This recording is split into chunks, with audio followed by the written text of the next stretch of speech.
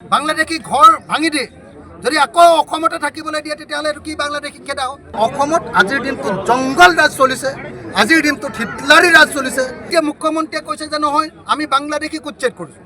যদি বাংলাদেশীক উচ্ছেদ কৰিছে সেই বাংলাদেশীক উচ্ছেদ কৰাই নহয়, তেওঁলোকক অসমৰ পৰা বাহিৰ কৰি দিয়ক যদি বাংলাদেশী আছে। কিন্তু তুমি ঘৰো ভাঙিবা অসমৰ স্থানীয় মানুহৰ আৰু তাৰপাছত বাংলাদেশী বুলি কৈ তোমালোকে আকৌ সহানুভূতি আদায় কৰিবলৈ বিচাৰিবা, উচ্ছেদৰ সমৰ্থন লাভ কৰিব খুজিবা, এইটো কেতিয়াও হ'ব নোৱাৰে। যদি সঁচাকৈ বাংলাদেশী আছে আহক, হিমন্ত বিশ্ব শৰ্মাৰ লগত ময়ো যাম খেলিবগৈ। আমি সকলোৱে একেলগতে বাংলাদেশীজনক বাংলাদেশত থৈ আহোঁ।